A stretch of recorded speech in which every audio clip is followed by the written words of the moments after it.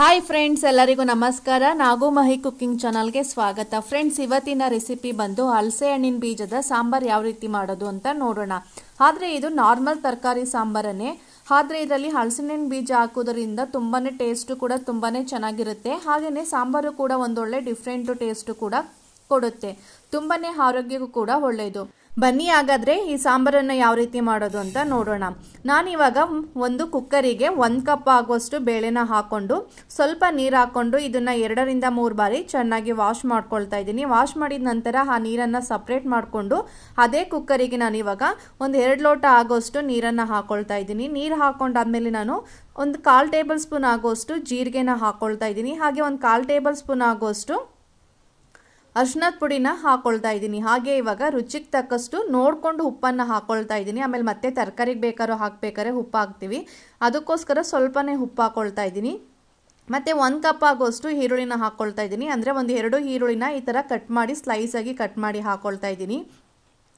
Medium size 1 ಗೆಡ್ಡೆ ಬೆಳ್ಳುಳ್ಳಿನ ಎಳ್ಸನ್ನ ಹಾಕೊಳ್ತಾ ಇದ್ದೀನಿ. ಹಾಗೆ ಹಸಿ ಕರಿಬೇವಿನ ಸೊಪ್ಪು ಸ್ವಲ್ಪನೇ ಹಾಕೊಳ್ತಾ ಇದ್ದೀನಿ. ಹಾಗೆ 1 ಟೊಮೊಟೊನ ಈ ಥರ ಚಿಕ್ಕದಾಗಿ ಕಟ್ ಮಾಡಿ ಹಾಕೊಳ್ತಾ ಇದ್ದೀನಿ. ತುಂಬಾನೇ ಟೇಸ್ಟು ಡಿಫ್ರೆಂಟ್ ಆಗಿ ಕೂಡ ಇರುತ್ತೆ. ಇವಾಗ ಇದನ್ನ ಏನಿಲ್ಲ ಅಂದ್ರೂ ಒಂದು 2 ರಿಂದ 3 ವಿಸಿಲ್ ಚೆನ್ನಾಗಿ ಕೂಗಿಸ್ಕೊಳ್ಳೋಣ. ಇವಾಗ ಸ್ಟವ್ ಆನ್ ಮಾಡಿ ಕುಕ್ಕರ್ನ ವಿಸಿಲ್ ಬರೋಕ್ಕೆ ಇಟ್ಬಿಡೋಣ. ಅಷ್ಟರಲ್ಲಿ ಇದಕ್ಕೆ ಇವಾಗ ಚಿಕ್ಕದಾಗಿ ಒಂದು ಮಸಾಲೆನ ರೆಡಿ ಮಾಡ್ಕೊಳ್ಳೋಣ. ಇವಾಗ ಒಂದು ಮಿಕ್ಸಿ ಜಾರಿಗೆ ನಾನು ಇವಾಗ ಒಂದು ಅರ್ಧ ಕಪ್ ಆಗೋಷ್ಟು ತೆಂಗಿನಕಾಯಿನ ಹಾಕೊಳ್ತಾ ಇದ್ದೀನಿ. ಹಾಗೆ ಮನೇಲೆ ಮಾಡಿರುವಂತಹ ಖಾರದ ಪುಡಿನ ಒಂದು 2 ರಿಂದ 3 ಟೇಬಲ್ ಸ್ಪೂನ್ ಆಗೋಷ್ಟು ಹಾಕೊಳ್ತಾ ಇದ್ದೀನಿ. ನಿಮಗೆ ಸಾಂಬಾರ್ ಕ್ವಾಂಟಿಟಿ ಎಷ್ಟು ಬೇಕು ಅಷ್ಟು ನೋಡ್ಕೊಂಡು ಹಾಕೊಳ್ಳಿ. ನಾನು ಮಾಡ್ತಿರೋ ಸಾಂಬಾರ್ ಕ್ವಾಂಟಿಟಿ ಏನಿಲ್ಲ ಅಂದ್ರೂ 5 to 6 ಮೆಂಬರ್ಸ್ಗಾಗುತ್ತೆ. ಸ್ವಲ್ಪ ಕೊತ್ತಂಬರಿ ಸೊಪ್ಪನ್ನು ಚೆನ್ನಾಗಿ ತೊಳೆದ್ಬಿಟ್ಟು ಹಾಕೊಳ್ತಾ ಇದ್ದೀನಿ. ಹಾಗೆ ಟೊಮೊಟೊನ ಇಲ್ಲಿ 3 ರಿಂದ 4 ಟೊಮೊಟೊನ ಹಾಕೊಳ್ತಾ ಇದ್ದೀನಿ. ಮೀಡಿಯಂ ಸೈಜ್ ಟೊಮೊಟೊ ಒಂದು 3 ರಿಂದ 4 ಟೊಮೊಟೊ ಹಾಕೊಂಡು ಸ್ವಲ್ಪ ನೀರು ಹಾಕೊಂಡು ಇದನ್ನ ಫೈನಿ ಪೇಸ್ಟ್ ಆಗಿ ನಾವು ಇವಾಗ ರುಬ್ಕೊಂಡು ಬರೋಣ. ಅಂದರೆ ತರಿಯಾಗಿ ರುಬ್ಬಾಡ್ತು, ಇದನ್ನ ನುಣ್ಣಗೆ ರುಬ್ಬೋದ್ರೇ ಸಾಂಬಾರ್ ತುಂಬಾನೇ ಟೇಸ್ಟ್ ಕೂಡ ಚೆನ್ನಾಗಿರುತ್ತೆ. ಕಾಯಿ, ಟೊಮೊಟೊ, ಕೊತ್ತಂಬರಿ ಸೊಪ್ಪು ಮತ್ತು ಖಾರದ ಪುಡಿ ಹಾಕಿ ಚೆನ್ನಾಗಿ ಗ್ರೈಂಡ್ ಮಾಡಿಕೊಂಡ್ರೆ ಈ ಮಸಾಲೆ ರೆಡಿ ಆಯಿತು. ಇದನ್ನು ಪಕ್ಕಕ್ಕಿಟ್ಟು ಇವಾಗ ಒಂದು ಸ್ಟವನ್ನು ಆನ್ ಮಾಡ್ಕೊಳ್ತಾ ಇದ್ದೀನಿ. ಒಂದು ಕಡಾಯಿನ ಬಿಸಿ ಮಾಡೋಕ್ಕೆ ಇಟ್ಕೊಂಡು ಒಂದು 2 ಟೇಬಲ್ ಸ್ಪೂನ್ ಆಗೋಷ್ಟು ಎಣ್ಣೆ ಹಾಕೊಳ್ತಾ ಇದ್ದೀನಿ. ಎಣ್ಣೆ ಬಿಸಿ ಆದ ನಂತರ ಇದಕ್ಕೆ ಒಂದು ಅರ್ಧ ಟೇಬಲ್ ಸ್ಪೂನ್ ಆಗೋಷ್ಟು ಸಾಸಿವೆನ ಹಾಕ್ಕೊಂಡು ಸಾಸಿವೆ ಚಟಪಟ ಅಂತ ಸಿಡಿದ್ಮೇಲೆ ಒಂದು ಮೀಡಿಯಂ ಸೈಜು ಬೆಳ್ಳುಳ್ಳಿನ 1 ಗೆಡ್ಡೆ ಆಗೋಷ್ಟು ಬೆಳ್ಳುಳ್ಳಿನ ಈ ಥರ ಸ್ವಲ್ಪ ಕಲ್ಲಿಂದ ಕ್ರಷ್ ಮಾಡಿ ಹಾಕೊಳ್ತಾ ಇದ್ದೀನಿ.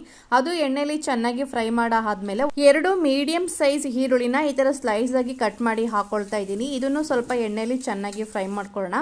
ಇವಾಗ ಸ್ವಲ್ಪ ಹಸಿ ಕರಿಬೇವಿನ ಸೊಪ್ಪನ್ನು ಹಾಕೊಂಡು ಸ್ವಲ್ಪ ಕಲರ್ ಚೇಂಜ್ ಆಗಬೇಕು, ಅಲ್ಲಿಗಂಟ ಈರುಳ್ಳಿ ಎಲ್ಲ ಚೆನ್ನಾಗಿ ಫ್ರೈ ಮಾಡ್ಕೋಬೇಕಾಗತ್ತೆ. ಮತ್ತು ಇಲ್ಲಿ ಒಗ್ಗರಣೆಗೆ ನಾನು ಒಂದು 2 ರಿಂದ 3 ಒಣಮೆಣಸಿಕಾಯಿನ ಹಾಕೊಳ್ತಾ ಇದ್ದೀನಿ. ತುಂಬಾ ಟೇಸ್ಟು ಕೂಡ ಚೆನ್ನಾಗಿರುತ್ತೆ ಮತ್ತು ಸಾಂಬಾರ್ ಕಲರು ಕೂಡ ಬರುತ್ತೆ. ನೋಡಿ, ಈ ಥರ ಚೆನ್ನಾಗಿ ಫ್ರೈ ಮಾಡ್ಕೊಂಡು ಆದಮೇಲೆ ನಾನಿಲ್ಲಿ ಒಂದು ಅರ್ಧ ಕಪ್ ಆಗೋಷ್ಟು ಹಲಸಿನ ಬೀಜನ ಈ ಥರ ಸಿಪ್ಪೆ ಎಲ್ಲ ರಿಮೂವ್ ಮಾಡಿ ಇದನ್ನು ಈ ಥರ ಕಲ್ಲಿಂದ ಸ್ವಲ್ಪ ಕ್ರಷ್ ಮಾಡ್ಕೋಬೇಕಾಗತ್ತೆ. ಕ್ರಷ್ ಮಾಡಿದ ನಂತರ ಸಿಪ್ಪೆ ಎಲ್ಲ ರಿಮೂವ್ ಮಾಡಿಕೊಂಡು 2 ರಿಂದ 3 ಬಾರಿ ಅದನ್ನು ಕೂಡ ಚೆನ್ನಾಗಿ ತೊಳೆದ್ಬಿಟ್ಟು ಹಾಕೊಳ್ತಾ ಇದ್ದೀನಿ. ಹಾಗೆಯೇ ಬೀನೀಸು ಮತ್ತು ಕ್ಯಾರೆಟು ಒಂದು ಅರ್ಧ ಕಪ್ ಆಗೋಷ್ಟು ಎರಡನ್ನೂ ಮೆಜರ್ಮೆಂಟ್ ಮಾಡಿ ತೊಗೊಂಡಿದ್ದೀನಿ. ಮತ್ತು ಒಂದು ಅರ್ಧ ಕಪ್ ಆಗೋಷ್ಟು ನಾನು ಇವಾಗ ನುಗ್ಗೆಕಾಯಿನ ಈ ಥರ ಮೀಡಿಯಂ ಸೈಜಲ್ಲಿ ಕಟ್ ಮಾಡಿ ಹಾಕ್ಕೊಳ್ತಾ ಇದ್ದೀನಿ. ಇದನ್ನೆಲ್ಲ ಹಾಕ್ಕೊಂಡು ಎಣ್ಣೆಲೆ ಚೆನ್ನಾಗಿ ಒಂದು 5 ರಿಂದ 6 ನಿಮಿಷ ಇದನ್ನು ಎಣ್ಣೆಲೆ ಚೆನ್ನಾಗಿ ಫ್ರೈ ಮಾಡ್ಕೊಳ್ಳೋಣ. ಈ ಥರ ಮಾಡೋದ್ರಿಂದ ತುಂಬಾ ಟೇಸ್ಟ್ ಕೂಡ ಚೆನ್ನಾಗಿರುತ್ತೆ. ತರಕಾರಿ ಎಲ್ಲ ಉಪ್ಪು ಖಾರ ಹುಳಿ ಎಲ್ಲ ಚೆನ್ನಾಗಿ ಕೂಡ ಹಿಡಿದಿರುತ್ತೆ. ಇವಾಗ ಸ್ವಲ್ಪ ರುಚಿಗೆ ತಕ್ಕಷ್ಟು ಉಪ್ಪನ್ನು ಹಾಕ್ಕೊಂಡು ಒಂದು 2 ನಿಮಿಷ ಈ ಥರ ಚೆನ್ನಾಗಿ ಫ್ರೈ ಮಾಡ್ಕೊಳ್ಳೋಣ. ನೋಡಿ, ಇವಾಗ ಚೆನ್ನಾಗಿ ಫ್ರೈ ಮಾಡ್ಕೊಂಡು ಆದಮೇಲೆ ನಾವು ಆವಾಗಲೇ ರುಬ್ಬಿಟ್ಟಿದ್ದಂಥ ಮಸಾಲೆನ ಹಾಕೊಳ್ಳೋಣ. ಹಾಕ್ಕೊಂಡು ಆದಮೇಲೆ ಇದನ್ನು ಕೂಡ ಎಣ್ಣೆಲೆ ಒಂದು 2 ನಿಮಿಷ ಚೆನ್ನಾಗಿ ಫ್ರೈ ಮಾಡ್ಕೋಬೇಕಾಗತ್ತೆ. ಆ ಮಸಾಲೆ ಎಲ್ಲ ತರಕಾರಿಗೆಲ್ಲ ಹಿಡಿಬೇಕು. ನೋಡಿ, ಇವಾಗ ಚೆನ್ನಾಗಿ ಒಂದು 2 ನಿಮಿಷ ಆದಮೇಲೆ ಚೆನ್ನಾಗಿ ಕೂಡ ಫ್ರೈ ಆಗಿದೆ. ಇವಾಗ ನೀರು ಕ್ವಾಂಟಿಟಿ ಎಷ್ಟು ಬೇಕು ಅಷ್ಟು ನೋಡ್ಕೊಂಡು ಹಾಕೊಳ್ಳಿ. ನೋಡಿ, ಇವಾಗ ನಾನು ಈ ಥಿಕ್ನೆಸ್ಸಲ್ಲಿ ಸಾಂಬಾರನ್ನು ಮಾಡ್ಕೊಂಡಿದ್ದೀನಿ. ಇದನ್ನು ಒಂದು ತರಕಾರಿ ಎಲ್ಲ ಚೆನ್ನಾಗಿ ಬೇಯಬೇಕು. ಇದು ಏನಿಲ್ಲ ಅಂದರೂ ಒಂದು 20 ನಿಮಿಷ ಆಗುತ್ತೆ. ಒಂದು ಪ್ಲೇಟನ್ನು ಮುಚ್ಚಿ ಒಂದು 20 ನಿಮಿಷ ಆಗ ತೆಗೆದು ತಿರುಗಿಸಿ ಚೆನ್ನಾಗಿ ಬೇಯಿಸ್ಕೋಬೇಕಾಗತ್ತೆ. ಒಂದ್ಸಲಿ ಚೆಕ್ ಮಾಡ್ಕೊಳ್ಳಿ ತರಕಾರಿ ಎಲ್ಲ ಬೆಂದಿದೆಯಾ ಅಂತ. ನೋಡಿ, ಇವಾಗ ನನಗೆ ಇದು ತರಕಾರಿ ಎಲ್ಲ ಪರ್ಫೆಕ್ಟಾಗಿ ಕೂಡ ಬೆಂದಿದೆ. ಟೈಮ್ ಇಲ್ಲ ಅಂತ ಹೇಳಿದ್ರೆ ನೀವು ಕುಕ್ಕರಲ್ಲಿ ಹಾಕ್ಬಿಟ್ಟು ಕೂಗಿಸ್ಕೋಬೋದು. ಬಟ್ ಪಾತ್ರೆ ಎಲ್ಲ ಈ ಥರ ಮಾಡೋದ್ರಿಂದ ಒಂದು ಒಳ್ಳೆ ಟೇಸ್ಟ್ ಕೂಡ ಇರುತ್ತೆ. ನೋಡಿ, ಇವಾಗ ತರಕಾರಿ ಎಲ್ಲ ಚೆನ್ನಾಗಿ ಬೆಂದಿದೆ. ಇನ್ನೊಂದು ಸೈಡು ನಾವು ಬೇಳೆ ಎಲ್ಲ ಕೂಗಿಸ್ಕೊಂಡಿದ್ವಲ್ಲ, ಅದು ಕೂಡ ವಿಸಿಲ್ ಹೋಗಿದೆ.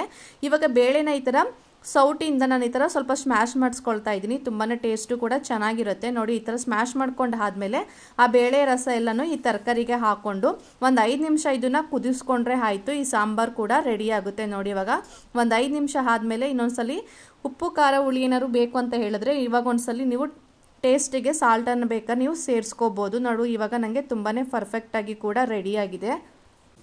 ಇಷ್ಟೇನೆ. ಇವಾಗ ಸ್ಟವ್ ಆಫ್ ಮಾಡಿ ಇದನ್ನ ಬಿಸಿ ಬಿಸಿ ಮುದ್ದೆಗೆ, ಅನ್ನಗೆ, ಯಾವುದಕ್ಕೆ ಬೇಕಾದ್ರೂ ಸರ್ವ್ ಮಾಡ್ಕೊಂಡು ತಿನ್ಬೋದು. ಅಷ್ಟು ಸೂಪರ್ ಆಗಿ ಕೂಡ ಇರುತ್ತೆ. ನೋಡಿದ್ರಲ್ಲ ಫ್ರೆಂಡ್ಸ್, ಎಷ್ಟು ಈಸಿಯಾಗಿ ಕ್ವಿಕ್ಕಾಗಿ ಈ ತರಕಾರಿಗಳೆಲ್ಲ ಉಪಯೋಗಿಸ್ಕೊಂಡು ಯಾವ ರೀತಿ ಮಾಡೋದು ಅಂತ. Thank you.